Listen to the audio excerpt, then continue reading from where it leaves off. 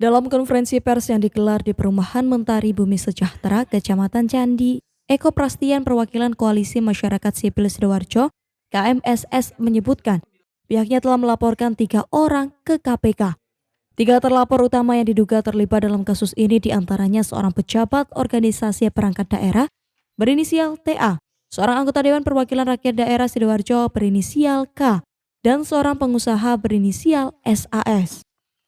Eko mengungkapkan bahwa pengadaan tanah seluas 21.106 meter persegi tersebut seharusnya melalui sejumlah tahapan yang ketat, mengingat penggunaan dana anggaran pendapatan dan belanja daerah, namun proses tersebut diduga tidak berjalan sesuai prosedur.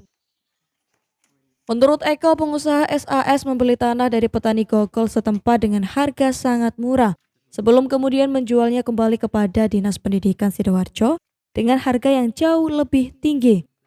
Pada tahun 2023, SAS membeli tanah tersebut seharga Rp581.491 per meter persegi dengan total nilai 12,27 miliar.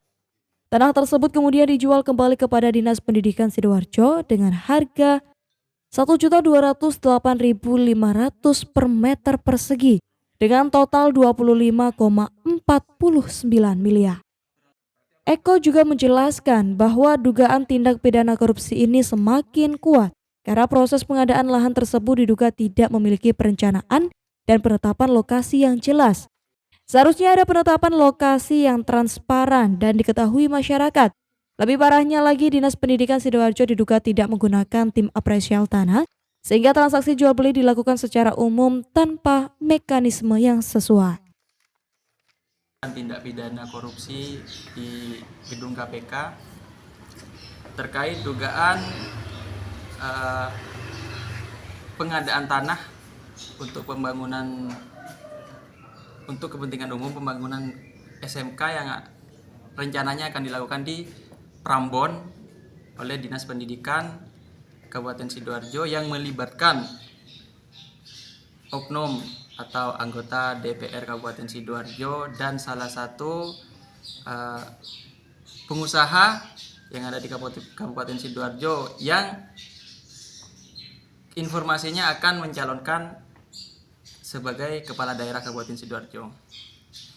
Jadi kita melaporkan terkait dugaan tindak pidana korupsi yang diduga di sini ada indikasi makelar tanah.